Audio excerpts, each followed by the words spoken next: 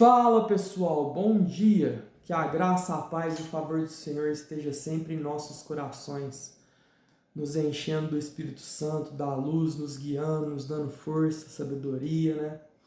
É isso aí, vamos pro Só por Hoje de hoje, 14 de dezembro. Adicção, droga e recuperação. Adicção é uma doença física, mental e espiritual que afeta todas as áreas de nossas vidas. Texto básico, página 21. Antes de começar a usar, muitos de nós tinham um estereótipo, uma imagem mental de como os adictos deveriam parecer. Alguns de nós imaginávamos um drogado roubando armazém para comprar droga. Outros imaginavam um recluso paranoico tentando enxergar a vida por detrás de cortinas perpetuamente cerradas e portas trancadas. Como não cabíamos em nenhum desses estereótipos, pensávamos não poderíamos ser adictos. Enquanto nosso uso progredia, descartávamos essas concepções errôneas sobre as drogas. Podemos ter pensado que adicção significa hábito físico, acreditando que qualquer droga que não produz hábito físico não era adictiva. Os pensamentos que as drogas que consumimos estavam causando todos os nossos problemas ou pensávamos que as drogas que consumimos estavam causando todos os nossos problemas. Pensávamos que apenas nossa libertação das drogas devolveria a sanidade às nossas vidas. Uma das lições mais importantes que aprendemos em Narcóticos Anônimos é que a adicção é muito mais do que as drogas que usávamos. A adicção é uma parte de nós, é uma doença que envolve cada área de nossas vidas. Com ou sem drogas, podemos ver seu efeito em nossos pensamentos, nossos sentimentos, nossos comportamentos, mesmo depois de pararmos de usar. Por causa disso, precisamos de uma solução que funcione para cada área de nossa vida. Os 12 passos. Só por hoje, a adicção não é uma doença simples, mas tem uma solução simples. Hoje viverei nessa solução, os 12 passos da recuperação. Legal isso aqui, hein? Na primeira parte do texto aqui, o que ele diz? Que eu acreditava que eu era um adicto quando eu ficasse moribundo, quando eu ficasse na rua pedindo esmola, quando eu ficasse, a gente usa o termo, né, atravessar o espelho, né, que fica doido, né? Então só nesse momento que eu me tornaria um adicto, mas esse pensamento é um pensamento errado, que a NA vem nos ensinar. Que a partir do momento que você está num ciclo vicioso, que você usa droga mais de uma vez na sua vida, você usou uma vez, experimentou e nunca mais você usou, você não é adicto. Mas agora, se você usou e continuou usando, você é um adicto, né? Então, aqui, cara, explica muito bem, vem falar sobre o que é adicção.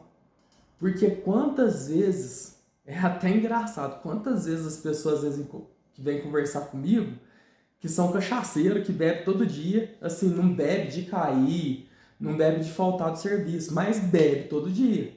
E vem, tipo, até às vezes, como eles falam, eu sinto um ar de julgamento, né? Porque eu cheirava cocaína e eles só bebem, né? Como se a bebida não fosse uma adicção, né? Cara, é até engraçado. Aí, eu não fico, tipo, debatendo porque não vale a pena, né? Mas a gente sabe que a adicção é a doença do ainda não aconteceu, né? Então o cara bebe uma latinha todo dia, então ele ainda não é um cara que não consegue que falta de serviço porque não consegue trabalhar, ainda. Mas daqui 1 ano, 2 anos, 3 anos, 10 anos, 20 anos, 30 anos, pode ser que aconteça, pode ser que não, né? A probabilidade de acontecer é muito grande, né? Por quê? Porque a doença é progressiva, né? Incurável e fatal. Então é realmente um preconceito que as pessoas têm de achar que a adicção não é bebida, que a bebida não faz parte da adicção, que o alcoolismo não faz parte da adicção. Na cabeça deles, adicto é quem fuma pedra, é quem anoia na rua, etc, né? Então, a primeira coisa que eu venho alertar desse Só por Hoje é isso. Cara, se você toma cerveja todo dia, você é adicto, irmão. não tem conversa, não tem papo. Agora existem níveis de adicção, né? Claro que o seu nível de adicção não é o mesmo do nível de um cara que fuma pedra que nem dorme, que às vezes fica 10 dias na rua, sem tomar banho, sem comer, só usando droga. Isso é óbvio, né? Mas a doença que esse cara tem é a mesma doença que você tem, entendeu? Você só ainda não chegou naquela situação. Ah, mas eu nunca vou experimentar droga, eu só vou beber, né? Como se ser alcoólatra não fosse tão ruim quanto ser um nóia de pedra.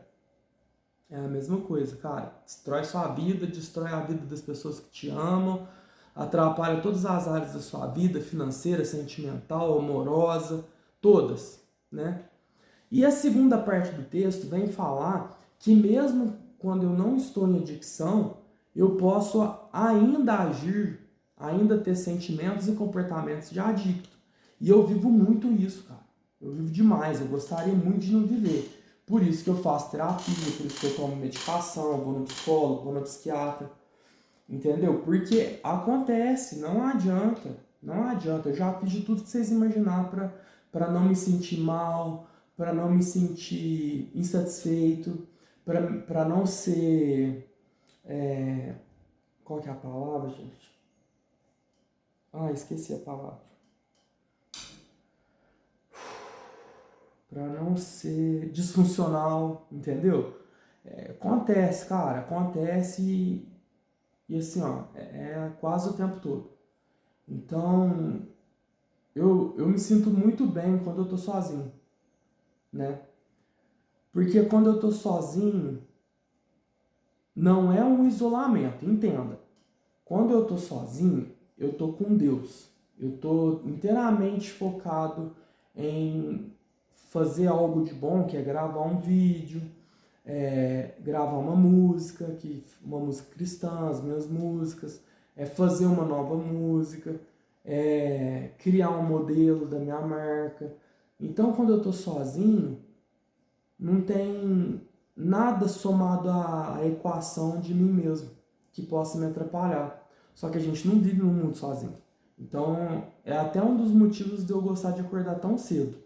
Porque aí eu posso passar um tempo comigo mesmo e com Jesus, né? Mas quando eu tô... Aí dá a hora de trabalhar, começam a chegar as pessoas, eu já começo a ter uma sensação meio ruim, porque aí vem a responsabilidade, aí eu tenho que parar de fazer aquilo que eu quero para fazer aquilo que eu preciso. E isso começa a me gerar um sentimento ruim. Aí o que eu faço? Eu oro, eu tomo a minha medicação. Então, eu tô estável, mas eu sofro, cara. Eu sofro porque não é fácil. Não é fácil. A psicóloga falou que vai demorar pelo menos um ano, porque eu tô aprendendo a lidar com tudo isso novamente, de uma maneira sóbria, de uma maneira sã, né? E antes, cara, eu fazia de tudo. Eu era capaz de aceitar qualquer coisa, porque eu sabia que no final da tarde eu ia me drogar, né? E hoje não tem isso, né? Então, assim, você cria recompensas pro final do dia. Mas nem sempre você vai poder ter uma recompensa naquele dia. Por exemplo, tem dias que eu levo a minha filha na natação. Nesses dias eu não tenho tempo de ter as minhas recompensas. Eu saio de serviço, busco minha filha, chego em casa, faço a janta, logo a minha esposa já chega, já tem que levar ela na natação, aí volta, janta, cara, já tá na hora de dormir. Qual a minha maior recompensa? Eu gosto de andar de skate. Cara, mas é bom andar de skate. Meu Deus do céu. Se você já andou, se você tem oportunidade de aprender, anda. Porque existem estudos, né, que comprovam que o skate ajuda na ansiedade, ajuda na superação, com a frustração, ajuda em várias coisas. Ah, mas eu tenho medo de cair. Ah, mas eu não sei da manobra. Cara, é só você subir em cima do skate. Só você se equilibrar. Aos poucos você vai aprendendo a andar, não precisa chutar manobra, só de você andar com aquele carrinho debaixo dos pés e brincar pra lá e pra cá, cara, eu não tenho como te explicar o tanto que faz bem, né? Claro que você tem que ter muito, muito cuidado onde você vai andar, porque No geral, quem anda de skate tem adicção, né? Adicção ativa, a maioria dos caras fumam maconha, mas a gente não tá aqui para julgar, né? E você não precisa ficar perto de quem usa, né? Você pode se organizar ou levar pessoas que podem te ajudar como apoio para você poder ir nesses lugares. É igual o lugar onde eu vou andar de skate tem cara que fuma maconha. Graças a Deus isso não atrapalha a minha recuperação. Só que eu também não fico lá sentado do lado dos caras fumando maconha, né? A pista é gigante, então se os caras estão numa parte da pista, eu não fico indo lá, né? Mas de qualquer forma eu levo apoio, sempre levo a minha esposa, a minha filha, o meu irmão, né? Porque se acontecer de me dar uma vontade, eu tenho para quem pedir ajuda ali no momento e a pessoa pode me ajudar ali. Se você não tem habilidade com isso, cara, não vai. Não vai porque nem eles vão conseguir te segurar. Porque quando desperta aquele desejo é foda, né? Mas enfim, graças a Deus eu tenho habilidade, graças a Deus eu vou, não me sinto vontade de fumar, mas me faz muito bem. Mas pode ser outra coisa, eu gosto de desenhar, eu gosto de tocar violão, eu gosto de ir na igreja. Seja o que for, é bom você ter uma recompensa no final do dia. Por quê? Porque aí você começa a ter uma motivação, né? Você tá passando, você tá durante o dia passando aquela dificuldade, mas você pensa, não, mas daqui a pouco termina o dia, eu vou poder fazer aquilo lá que eu gosto. Eu vou poder ir na igreja, eu vou poder tocar violão, vou poder andar de bicicleta, vou poder ficar com a minha família, né? Então é muito importante ter essas motivações. Bom, a doença não é simples, como a gente acabou de falar, por mais que semana que vem vai fazer 9 meses que eu tô sem usar, tenho as minhas dificuldades, pelo menos uma vez por semana eu fico muito mal, às vezes chega a ser 2 vezes por semana, porém eu não uso, né? Eu vou procurando ajuda. Ou eu vou partilhar com alguém, ou eu vou no plantão, vejo que o médico pode me ajudar, me dar um remédio para me acalmar, né? Eu vou na psicóloga, ou eu não venho trabalhar e fico dentro da minha casa tentando entender o que eu estou pensando, o que eu estou sentindo, por que eu estou sentindo, o que está causando aquilo, como que eu posso agir de modo diferente. Porque, cara, quando você sai da clínica, você sai assim, ó, igual um aleluia. Você tá ali naquele mundinho, né? Todo cronogramado, não sei nem se existe essa palavra, mas você está dentro de um cronograma todo muito pontual, muito rígido, muito severo. Então, quando você sai da clínica, a primeira coisa que eu fiz foi manter um cronograma, né? Só que algumas coisas começam a quebrar esse cronograma. Por exemplo, dormir. Eu tenho dificuldade para dormir, não para deitar e dormir, eu tenho dificuldade para permanecer dormindo. Eu acordo 2, 3, 4 vezes por noite, né? Aí, beleza. Aí eu acordo, se eu acordar, eu tomo 4 gotinhas de clonazepam. Mas tem vezes que mesmo isso não resolve. Aí passa lá 2 horas eu acordo de novo. Mas por que eu tô acordando? Muitas vezes é porque eu tô ansioso para fazer algo que eu vou fazer no outro dia. Por exemplo, essa noite eu queria muito que chegasse outro dia para eu poder vir gravar. E aí eu comecei a acordar de 2 em 2 horas. Será que é 2 horas? Entendeu? Então, tipo assim, aí você tem que ir se controlando, porque isso vai quebrar seu cronograma e vai te trazer consequências, né? Toda ação tem uma reação. Se não dormir bem, vai te trazer mau humor, né? Aí logo o seu mau humor vai te trazer uma disfuncionalidade, você vai ser disfuncional com alguém. Se aquela pessoa não te entender, aí a situação vai só piorando. Então é muito importante a gente ir levando uma vida saudável. Claro que você não vai conseguir fazer isso 100% de uma vez, mas você vai fazendo aos poucos. Igual, até a semana passada eu tava muito aflito com esse negócio de dormir. Eu tava acordando todo dia 2 horas da madrugada, velho, pra trabalhar. Pra vir gravar vídeo, pra gravar música, pra mexer com as coisas da minha marca, fazer modelo, fazer combinação, fazer camisa, postar. E aquela ansiedade, mexer no site, nananã. Aí veio uma palavra da Bíblia, eu sempre leio a Bíblia de manhã. Veio uma palavra da Bíblia e falou que era pra mim desacelerar. E aí meu pai veio e falou, você não pode ficar acordando tão cedo. Aí minha psicóloga falou, você não pode acordar tão cedo. Eu falei assim, não, peraí. Quem mais que vai precisar de falar para eu entender que é para eu me esforçar para dormir às 8 horas por dia.